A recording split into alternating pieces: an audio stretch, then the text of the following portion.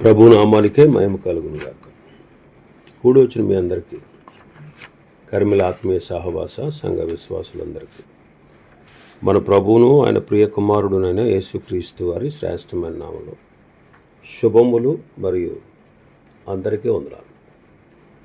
యెహెజ్కేలు గ్రంథం 16వ అధ్యాయాన్ని మనం ధ్యానం చేసుకుంటున్నాం. యెహెజ్కేలు గ్రంథం 16వ అధ్యాయం. ఇందులో ముఖ్యమైన అంశం ఏంటంటే, ఇశ్రాయేలు చరిత్ర ఒక స్త్రీతో పోల్చబడుట. అందులో ముఖ్యంగా మొదటి 14 వచనాల్లో దిక్కులేనటువంటి ఆ బిడ్డ ఎడల దేవుడు చూపిన దయ మనం చూసాం. 15వ వచనం నుంచి 34వ వచనం వరకు సుందరవతి అయినటువంటి ఆ స్త్రీ అయిన ఇశ్రాయేలీలు యోధావారు దేవుడు చేసినటువంటి మేలును ఎలా మరిచిపోయారో చెప్పుకున్నాం. 35వ వచనం నుంచి 43వ వచనం వరకు వారు చేసిన పాపాన్ని బట్టి యోధావారికి దేవుడు విధించే శిక్షను గూర్చి రాయబడింది. 44వ వచనం నుంచి 52వ వచనం వరకు యెరూషలేము సొదొమ కంటే షోమ్రోను కంటే చెడ్డదని నిరూపణ చేయబడింది. 53వ వచనం నుంచి 63వ వచనం వరకు దేవుడు తన వాగ్దానాన్ని జ్ఞాపకం చేసుకుని వారిని తిరిగి పూర్వస్థితికి తేవడం, తిరిగి నేను పూర్వస్థితిని మీకు తేబోతున్నాను అని చెప్పడం మనం చూస్తాం. 35వ వచనం నుంచి, కాబట్టి వేశ్య యెహోవా మాట ఆలకింపుము. ప్రభు అయిన యెహోవా సెలవిచ్చినదేమనగా, నీ విటకాండ్రతో నీవు నీ సొమ్ము వ్యయపరిచి నీవు వ్యభిచారము చేసి నీ మానము నీవు కనుపరుచుకుని దానిని బట్టి, నీ విటకాండ్రను బట్టి, హేయ విగ్రహములను బట్టి, నీవు వాటికి అప్పగించిన నీ బిడ్డల రక్తమును బట్టి, నీవు సంభోగించిన నీ విటకాండ్రందరినీ, నీకిష్టులైన వారిని అందరినీ, నీవు ద్వేషించు వారిని అందరినీ నేను పోగు చేయుచున్నాను. వారిని నీ చుట్టూ పోగు చేసి సమకూర్చి వారికి నీ మానవ కనబడినట్లు నేను దాన్ని బయలుపరచను. జారినులై హత్యలు జరిగించు స్త్రీలకు రావాల్సిన తీర్పు నీకు విధించి క్రోధముతోనూ రోషముతోనూ నీకు రక్తము నియమింతును. వారి చేతికి నిన్ను అప్పగించదను. నీవు కట్టిన గుళ్లను వారు పడద్రోసి నీవు నిలబెట్టిన బలిపీఠములను ఓడబెరికి నీ బట్టలను తీసివేసి నీ సొగసైన ఆభరణములు తీసుకుని నిన్ను దిగంబరిగాను వస్త్రహీనురాలుగాను చేయుదురు. వారు నీ మీదకి సమూహములను రప్పించి నిన్ను రాళ్లతో కొట్టి చంపుదురు. కత్తుల చేత నిన్ను పొడిచివేయుదురు. వారు నీ ఇండ్లను అగ్ని చేత కాల్చుదురు. అనేక స్త్రీలు చూచుచుండగా నీకు శిక్ష విధింతురు. ఇలాగున నేను నీ వేశ్యాత్వమును మాన్పింపగా నీ వికను పడుపు సొమ్మియ్యక ఉందువు. ఈ విధముగా నీ మీదనున్న నా క్రోధమును చల్లార్చుకుందును. నా రోషము నీ ఎడల మానిపోవును. ఇకను ఆయాసపడకుండా నేను శాంతము తెచ్చుకుందును. ఇక్కడ శిక్షను గూర్చి చెబుతున్నాడు. శిక్షను గూర్చి వేశ్య అని సంబోధిస్తున్నాడు. దేవుడు యెరూషలేమును వేశ్య అని పిలుస్తున్నాడు. యెరూషలేము అంటే యోధా జనాంగాన్ని. ఎంత విచారమో చూడండి. ఒకప్పుడు ఇది దేవుని పట్టణం. దేవుని పట్టణము ఎలాంటి దుస్థితికి వచ్చిందో చూడండి. ఎందుకనంటే అది చేసినటువంటి హేయమైన కృత్యాలన్నీ చెబుతున్నాడు. నీవు విటకాండ్రతో నీవు నీ సొమ్ము వేయపరిచి నీ వ్యభిచారము చేసి నీ మానము నీవు కనుపరుచుకున్న దాన్ని బట్టి, నీ విటకాండ్రను బట్టి, హేయ విగ్రహాలను బట్టి, నీవు వాటికి అప్పగించిన నీ బిడ్డల రక్తమును బట్టి. చూడండి, వాళ్ళు వ్యభిచారం చేశారు. వ్యభిచారం అంటే చెప్పుకున్నాం కదా గద్దెనం. ఇక్కడ వ్యభిచారం అంటే ఏంటంటే విగ్రహారాధన. ఇతర దేశస్థుల యొక్క దేవతలను విగ్రహాలుగా చేసుకుని వారు వాటిని పూజించుట, అది అది వ్యభిచారం. దాన్ని బట్టి, ఇంకా హేయమైన విగ్రహాలను బట్టి, అంతేకాకుండా వాళ్ళ బిడ్డల యొక్క రక్తాన్ని వాటికి అర్పించారు వాళ్ళు. కాబట్టి ప్రభు ఏం చేస్తాడట, యెరూషలేము సంభోగించిన వెటకాండ్రందరినీ, ఇష్టులైన వారందరినీ, ఆమె ద్వేషించు వారందరినీ ఆయన పోగు చేస్తున్నాడు. వారిని యెరూషలేము చుట్టూ పోగు చేసి సమకూర్చి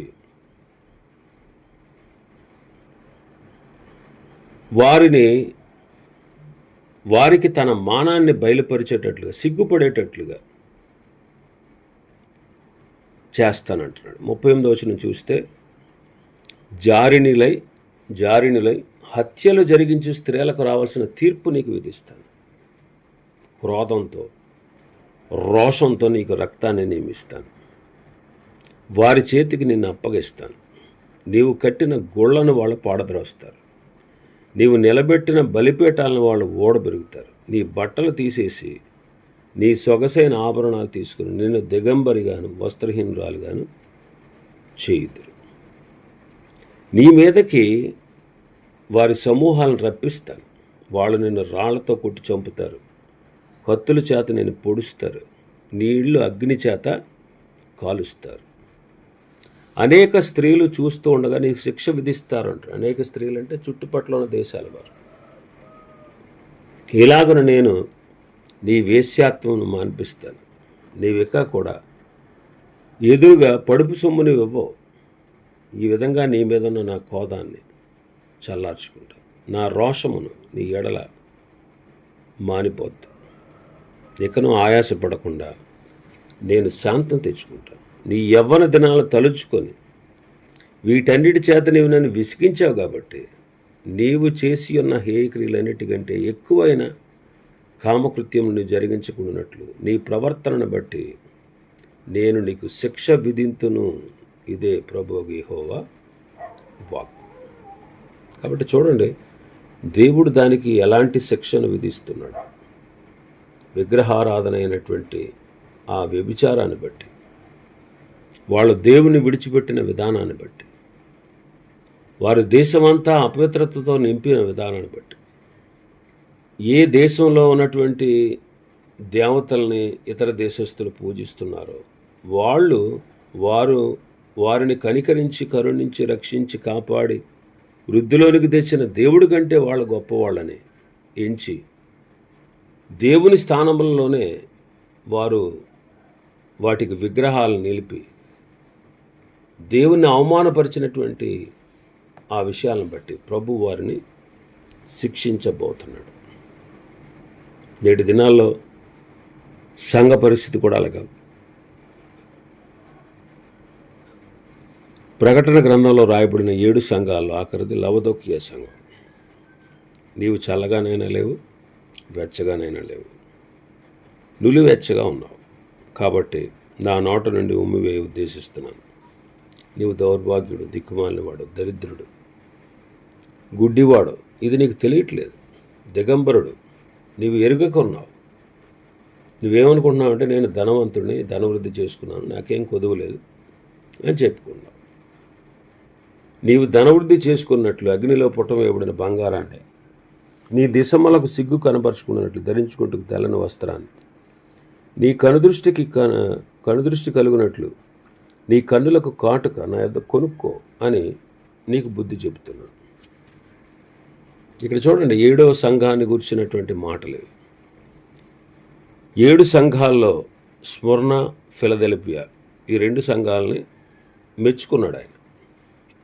ఎఫెసు, పెర్గమ, తుయతైర, సార్డిస్ ఈ 4 సంఘాలని ప్రభు కొన్ని మెచ్చుకున్నాడు, కొన్ని తప్పులు కూడా చూపెట్టాడు. అయితే ఈ లవదోకియ సంఘంలో అన్నీ తప్పులే, కానీ మెప్పు ఒకటి కూడా లేదు. ఒక్కదాని విషయంలోనైనా ప్రభువు మెచ్చుకోలేదు. అన్నీ తప్పులే. అంత తప్పుల్లో ఉన్న సంఘం తన తప్పును గుర్తించక నేను ధనవంతుడిని, ధనవృద్ధి చేసుకున్నాను, నాకేం కొదువు లేదని చెప్పుకున్నాడు. తమను తాము గుర్తించినటువంటి స్థితిని వారు కలిగి ఉన్నారు. ఎంతో ఘోరమైనది. ప్రభు అంటున్నారు, అందుకే నా నోట నుండి నిన్ను ఉమ్మివేయ ఉద్దేశించుచున్నాను అన్నాడు. ఆసక్తి కలిగి మారు మనసు పొందని చెప్పాడు. మారు మనసు పొందకపోతే ఆయన ఉమ్మి వేస్తాడు అంటాడు. కాబట్టి ఆయన ఉమ్మి వేయబడక ముందే తప్పు సరి చేసుకోవడం అనేది దీవెనకరం. మరి ఎందుకు శిక్షిస్తున్నాడు ఇక్కడ అంటే వీళ్ళని మారు మనస్సు పొందుట కొరకే శిక్షిస్తున్నాడు. ప్రభు వారిని ప్రేమిస్తున్నాడు కనుక శిక్షిస్తున్నాడు. కాబట్టి ఈ సంఘం, లవోదికీయ సంఘం కడవరి కాల సంఘ స్థితిని సూచిస్తూ ఉంది. మరి మనం ఎలా ఉన్నాం? మనం పరిశీలన చేసుకోవాలి. మన లోపాలు గుర్తించి మన తప్పును తెలుసుకొని ప్రభు దగ్గర ఒప్పుకొని చక్క చేసుకోవాలి. కాబట్టి వారికి శిక్ష విధించాడు. ఇంకా 44వ వచనం నుంచి 52వ వచనం వరకు యెరూషలేము ఎంత భయంకరమైనటువంటి పాపం చేసిందో, అది సొదొమ కంటే షోమ్రోను కంటే చెడ్డదని నిరూపణ చేయబడింది. 44వ వచనం నుంచి చదువుదాం. సామెతలు చెప్పువారు అందరూ తల్లి ఎట్టిదో బిడ్డయో అట్టిదని నిన్ను గూర్చి అందరు. పెనిమిటిని బిడ్డలు విడనాడిన నీ తల్లితో నీవు సాటిదాను. పెనిమిటిని బిడ్డలను విడనాడిన నీ అక్క చెల్లెండ్లతో నీవు సాటిదాను. నీ తల్లి హిత్తీయురాలు, నీ తండ్రి అమోరీయుడు. నీ ఎడమ పక్కన నివసించు షోమ్రోను దాని కుమార్తెలు నీకు అక్కలు. నీ కుడి పక్కన నివసించు సొదొమ దాని కుమార్తెలు నీకు చెల్లెండు. అయితే వారి ప్రవర్తనను అనుసరించుట, వారు చేయు హేయక్రియలు చేయుట స్వల్ప కార్యమని ఎంచి వారి నడతలను మించినట్లుగా నీవు చెడు మార్గంలో యందు ప్రవర్తించితివి. నీవును నీ కుమార్తెలను చేసినట్లు నీ చెల్లెలైన సొదొమయనును దాని కుమార్తెలైనను చేసిన వారు కారని నా జీవముతోడు ప్రమాణం చేసి ఇదే ప్రభువు యెహోవా వాక్కు. నీ చెల్లెలైన సొదొమ చేసిన దోషం ఏంటంటే దానికి దాని కుమార్తెలకు కలిగిన గర్వమును, ఆహార సమృద్ధి, నిర్విచారమైన సుఖస్థితి అనున్నది. అది దీనులకు దరిద్రులకు సహాయం చేయకుండా వారు అహంకరించి నా దృష్టికి ఏ క్రియలు చేసిరు గనుక నేను దాన్ని చూచి వారిని వెళ్ళగొట్టితిని.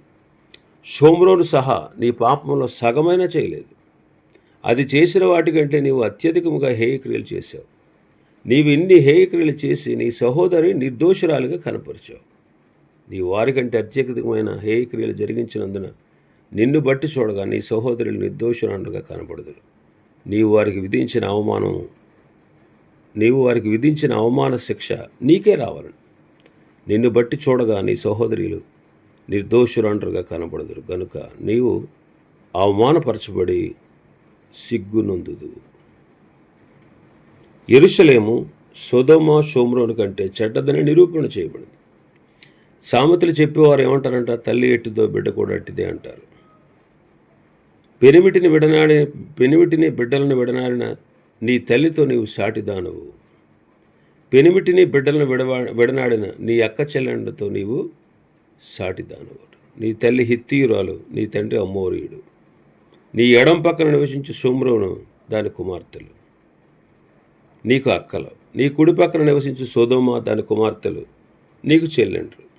అయితే వారి ప్రవర్తన అనుసరించుట, వారు చేయు హేయక్రియలు చేయుట నీవు స్వల్ప కార్యమని ఎంచి వారు చేసినటువంటి క్రియలకు మించి వారి నడతలకు మించినట్లుగా నీవు చెడు మార్గముల యందు ప్రవర్తించితివి అంటాడు. తల్లి ఎట్టిదో బిడ్డ కూడా అట్టిదే. తల్లి హిత్తీయురాలు, తండ్రి అమోరీయుడు అని చెప్తున్నాడు. ఇలాగ చెప్పడంలో గల ఉద్దేశం ఏంటంటే అమోరీయులు హిత్తీయుల దేశాన్ని దేవుడు వారికి అనుగ్రహించాడు. ఎందుకు అనుగ్రహించాడు? అమోరీయుల హిత్తీయుల దేశాన్ని వీళ్ళేదో మంచోళ్ళని కాదు. అమోరీయులు హిత్తీయులు వారు చేసిన పాపాన్ని బట్టి దేవుడు వారిని వెళ్ళగొట్టి ఆ దేశాన్ని ఇశ్రాయేలుకి ఇచ్చాడు. అయితే ఇప్పుడు ఇశ్రాయేలీలు అమోరీయులు చేసిన చెడుతనాన్ని చేస్తున్నారు, హిత్తీయులు చేసినట్టుగానే చేస్తున్నారు. అందుకే నీ తండ్రి అమోరీయుడు, నీ తల్లి హిత్తీయురాలు. తల్లి ఎట్టితో బిడ్డలు కూడా అలాంటి వారే అని చెబుతున్నాడు. కాబట్టి దేవుని ప్రజలు ఇశ్రాయేలీలు, కానీ వాళ్ళు కనానీయుల వలె జీవించకూడదు. చెప్పాడు కదా ప్రభు ముందే, నీవు నివసించి వచ్చినటువంటి ఐగుప్తు దేశపు ఆచారాల చొప్పున నువ్వు నడవకూడదు. నీవు వెళుతున్న కనానీయుల దేశ ఆచారాల చొప్పున నువ్వు నడవకూడదని ప్రభు ముందే మోషే ద్వారా వారికి హెచ్చరిక చేశాడు. అయితే వాళ్ళు దాన్ని ఖాతరు చేయలేదు. వారు ఇశ్రాయేలీలై ఉండి కనానీయుల వలె, అమోరీయుల వలె కనాను దేశంలో నివసిస్తున్న 7 జాతుల వారి జీవన విధానాన్ని అనుసరించి జీవిస్తున్నారు. వారు ప్రత్యేకంగా ఉండాల్సిన వారు. వారు తమ ప్రత్యేకతను విడిచిపెట్టేసి అందరితో కలిసిపోయారు. కనుక ప్రభు ఇలా చెప్తున్నాడు. మనం కూడా ప్రత్యేకంగా జీవించాలి. మన పాత తండ్రి సాతాను, వాడితో మనం ఎప్పుడు రాజీ పడకూడదు. వాడి తంత్రాలకు మనం లోబడకూడదు. లోక స్నేహం చేయకూడదు. ఒకప్పుడు మనం లోకంలో ఉన్నాం. లోకంలో నుండి ప్రభు మనల్ని ప్రత్యేకించుకున్నాడు. లోకాన్ని ప్రేమించకూడదు. కాబట్టి ఇశ్రాయేలుని గురించి తల్లి ఎటుదో బిడ్డ కొల అలాంటిది అంటున్నాడు. అంటే హిత్తీయులు, అమోరీయులు ఎలాంటి వాళ్ళు, ఇశ్రాయేలీలు కూడా అలాంటి వారే అని భావం. ఇది చాలా విచారం. ఇవన్నీ మన కొరకు రాయబడ్డాయి. ఇవన్నీ మన హెచ్చరికల కొరకే రాయబడ్డాయి. యెరూషలేము దానికి ఉత్తరముగా ఉన్నది షోమ్రోను. షోమ్రోను కంటే దక్షిణాన ఉన్నటువంటి సొదొమ కంటే మించి చెడుతనం చేశారు. షోమ్రోను కంటే, షోమ్రోను అంటే ఇశ్రాయేలీలు, అష్షూరు చెరలోకి వెళ్ళిపోయిన ఇశ్రాయేలీలు, వారు తమ భయంకర పాపాన్ని బట్టి వారిని దేవుడి చెరలోకి పంపాడు. వాళ్ళకి మించిన కార్యాలు యెరూషలేము వాసులు చేశారు. అలాగే సొదొమ వాసులు, సొదొమలో ఉన్నటువంటి పాపం ఏంటి? సొదొమలో ఉన్నటువంటి పాపం ఏంటంటే గర్వం అన్నమాట. ఇంకా వాళ్ళకి ఆహారం సమృద్ధిగా ఉంది. వారికి ఏ విచారాలు లేవు. వారు సుఖపడుతున్నారు, సుఖస్థితి కలిగి ఉన్నారు. దీనులను, దరిద్రుల్ని నిర్లక్ష్యం పెట్టారు. అహంకరించి ఆయన దృష్టికి చెడు క్రియలు చేశారు. వాళ్ళు సొదొమ ప్రజలు అన్నమాట. అలా చెబుతూ అంటాడు, షోమ్రోనులో నీవు చేసిన పాపాల్లో షోమ్రోన్లు సగం కూడా చేయలేదన్నాడు. షోమ్రోన్ అంటే ఇశ్రాయేల్ దేశం. వాళ్ళకి మించిన అత్యధికమైన హేయక్రియలు నువ్వు చేసావు. నీవు వారికి మించిన హేయక్రియలు చేసి మరి వీళ్ళకంటే ఈ యోధా దేశస్థుల కంటే, యెరూషలేము వాసుల కంటే షోమ్రోను దేశస్థులే, ఇశ్రాయేలీలే బెటర్రా అనిపించారు. సగమైనా చేయలేదని ప్రభు చెప్తున్నాడు. ప్రభు కూడా ఆయన జీవించుతున్న లోకంలో శరీరధారిగా జీవించుతున్న దినాల్లో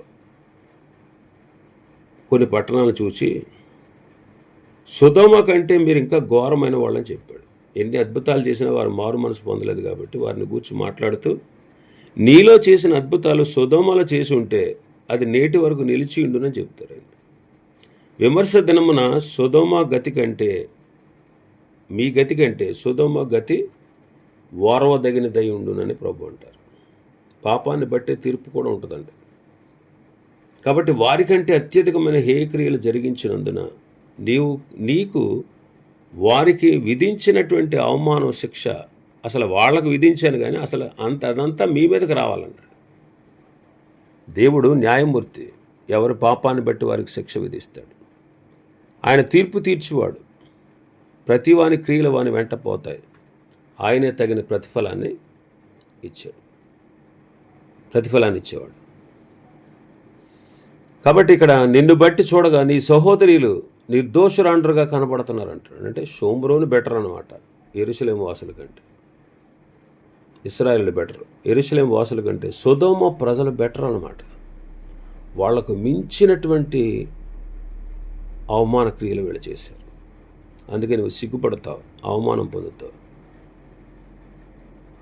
అని ప్రభు వారికి శిక్షను విధించాడు. వారి పాపం ఎంత భయంకరమైనదో వాళ్ళకి చెప్పాడు.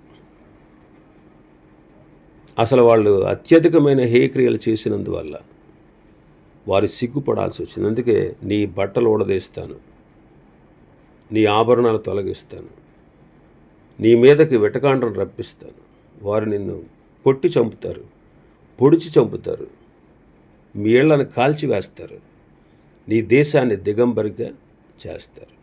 ఇలాంటి సిగ్గుకరమైనటువంటి పరిస్థితి ఆనాడు యెరూషలేము వాసులకు కలిగింది. యెరూషలేము వాసులకు కలిగి. ఈనాడు మనం కూడా ఆయన రాకడ యందు ఆయన ఎదుట సిగ్గుపడక ధైర్యంగా ఉండినట్లు మనం ఆయన యందు నిలిచి ఉండాలి. ఆయన యందు నిలిచి ఉండకపోతే మనం ఫలించలేం. ఆయన యందు నిలిచి ఉండటం వలన మనం బహుగా ఫలిస్తాం. కాబట్టి ఆయన యందు నిలిచి ఉండటం అంటే ఏంటంటే ఆయన వలె మనం నడవడం, ఆయనలాగా మనం జీవించడం, ఆయన మనకు మాదిరించి వెళ్ళిన విధంగా ఆయన అడుగు జాడల్లో నడవడం. ఇంకా 53వ వచనం నుంచి 63వ వచనం వరకు చూస్తే దేవుడు తన వాగ్దానాన్ని జ్ఞాపకం చేసుకుంటున్నాడు. ఒకసారి చదువుదాం. నీవు చేసినదంతటి విషయమై నీవు బిడియపడి సిగ్గునుంది వారిని ఓదార్చినట్లు అపాయమునందున సొదొమను దాని కుమార్తెలను, షోమ్రోను దాని కుమార్తెలను వారి వలె అపాయమందున నీ వారిని మరలా స్థాపించదు. సొదొమయు దాని కుమార్తెలు తమ పూర్వస్థితికి వస్తారు, షోమ్రోను దాని కుమార్తెలు తమ పూర్వస్థితికి వస్తారు. నీవు నీ కుమార్తెలు మీ పూర్వస్థితికి వస్తారు. నీ చుట్టూ ఉండి తృణీకరించిన ఫిలిస్తీన్ల కుమార్తెలను, సిరియా కుమార్తెలను నేను అవమానపరచగా, నీ దుర్మార్గం వెల్లడి చేయబడక ముందు నీవు గర్వించి ఉన్నప్పుడు నీ చెల్లెలకు సొదొమ ప్రస్తావన ఎత్తకపోతుంది. నీవు చేసిన మోసమును నీ హేయకృత్యమును నీవే భరించావు. ఇదే యెహోవా వాక్కు. ప్రభువుని యెహోవా ఎలాగూ సెలవిస్తున్నాడు, చేసిన నిబంధనను భంగము చేయవలనని ప్రమాణమును తృణీకరించుతానా నీవు చేసినట్టే నేను నీకు చేయబోచున్నాను. నీ యవ్వన దినమందు నేను నీతో చేసిన నిబంధనను జ్ఞాపకము తెచ్చుకొని ఒక నిత్య నిబంధనను నీతో చేసి దాన్ని స్థిరపరుస్తున్నాను. నీ అక్క చెల్లెండ్రు నీవు చేసిన నిబంధనలో పాలువారు కాకుండాను నేను వారిని నీకు కుమార్తెలుగా ఇవ్వబోచున్నాను. నీవు వారిని చేర్చుకున్నప్పుడు నీ ప్రవర్తన మనస్సుకు తెచ్చుకొని సిగ్గుపడతావు. నేను యెహోవానని నీవు తెలుసుకున్నట్లు నేను నీతో నా నిబంధనను స్థిరపరచదు. నీవు చేసినది అంతటి నిమిత్తం నేను ప్రాయశ్చిత్తము చేయగా దానిని మనసునకు తెచ్చుకుని సిగ్గుపడి సిగ్గు చేత నోరు మూసుకుందువు. ఇదే యెహోవా వాక్. చూడండి, ఇక్కడ దేవుడు తాను చేసిన నిబంధనను జ్ఞాపకం తెచ్చుకుంటున్నాడు. నీ యవ్వన దినమందు నేను నీతో నిబంధన చేసిన నిబంధనను జ్ఞాపకం తెచ్చుకొని ఇప్పుడు నీతో ఒక నిత్యమైన నిబంధన చేసి దాన్ని స్థిరపరుస్తాను. నీవు స్థిరపడిన తర్వాత నీ అక్క చెల్లెండ్రు నీకు చేసిన నిబంధనలో వారు పాలిభాగస్తులు కాకపోయినా నేను వారిని కూడా నీ కుమార్తెలుగా ఇవ్వబోతున్నాను.